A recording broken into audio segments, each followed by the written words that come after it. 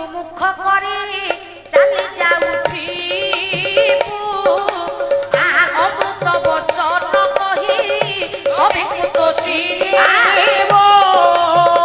କହିବା କଥାଟା ଠିକ ଅଛି। ଘର ଭାଙ୍ଗିବ, ଘରେ ଝିଅ ରଖିଛନ୍ତି, ଝିଅକୁ ଯୌତୁକ ହିସାବରେ କିଛି ଦେବେନି, ଯୋଡିଏ ଜିନିଷ ଯଦି ଦେବେ ଶ୍ୱଶୁର ଘର ଲୋକ ଭଲ ପାଇବେ। ମାନେ ସେ ଜିନିଷ କେତେ ପଇସା ପଡିବ? ମାଗଣା ଜିନିଷ। ମାଗଣା ଜିନିଷ ତାହେଲେ ଗଣ୍ଡା ଗଣ୍ଡା ଝିଅ ଜନ୍ମ କରିଦେ, ଆମେ କାହିଁ ଲୋପ କରିଦଉଛେ? ମାଗଣାରେ ମା ଯୋଡିଏ ଜିନିଷ ଯଦି ଯୌତୁକ ହିସାବରେ ଝିଅକୁ ଦେବେ ଆଉ ଶ୍ୱଶୁର ଘର ଲୋକ କିରୋସିନ ପକେଇକି ଜାଳିବେ ନା, କେହି ନେବେ ନାହିଁ ତ। ମୁଣ୍ଡରେ ମୁଣ୍ଡେଇକି ଶ୍ୱଶୁର ଘର ଲୋକ ବୁଲିବେ ଯୋଡିଏ ଜିନିଷ।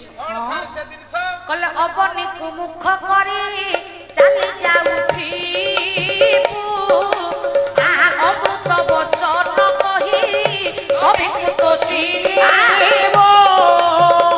ଯୋଡିଏ ଜିନିଷ ମା ଝିଅକୁ ଶିକ୍ଷା ଦେବେ, ଅମୃତ ବଚନ କହି ସଭିଙ୍କୁ ଦୋଷିବୁ। ଝିଅକୁ ଶିକ୍ଷା ଦେବେ, କହିବେ ଝିଅ ଲୋ ଶାଶୁ ଘର ଲୋକ ଯେତେ କଟୁ କଥା କହନ୍ତୁ ମଧ୍ୟ ତାଙ୍କୁ ପ୍ରତି ଉତ୍ତର କରିବୁ।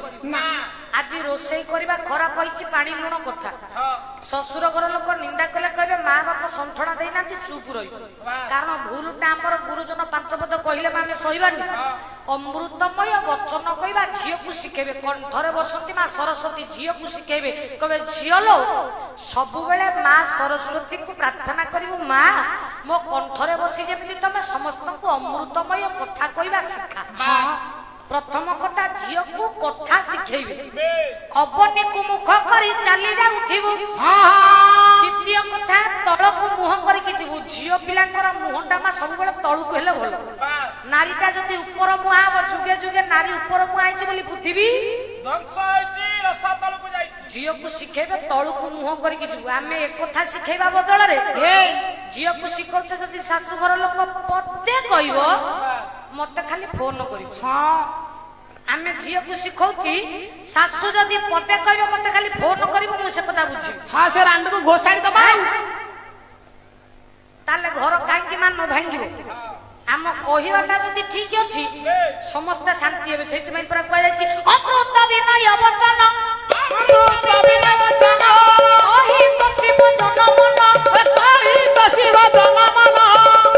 ଅମୃତମୟ କଥା ଝିଅକୁ ଶିଖେଇବେ। ମୁହଁକୁ ତଳକୁ କରିକି ଯଦି ଚାଲିବ, ମା କଥାରେ କହୁଛେ ସୁନା ପିନ୍ଧିଲେ ଘୋଡେଇବ, ପୁଅ ଜନ୍ମ କଲେ ମୁହଁ ତଳକୁ କରିବ। ଏ କଥା ଯଦି ଆମେ ମାନିବା ଘର କାହିଁ ଭାଙ୍ଗିବ? ଆଉ ଆମେ ଯଦି ସ୍ୱାମୀ ପାଖରେ ଶୋଇଲା ବେଳେ ତାକୁ ଶିଖେଇବା, ତା କାନରେ ଗୁପ୍ତ ମନ୍ତ୍ରଣା ଦେବା, ଶୁଣୁଛ ଆଜି ସକାଳେ ଇଏ କଥା ଯାହା ଲାଗିଛି ଭଲ ଲାଗେ, କାଲି ସକାଳେ ଯଦି ତମ ଭାଇ ଭାଇଙ୍କର ଚୁଲି ଚାଳ ଅଲଗା ରହିଛି, ମୁଁ ଏଠି ରହିବି ନାହିଁ। ଘର ଭାଙ୍ଗିବନି ମା? ଭାଙ୍ଗିବ ନା।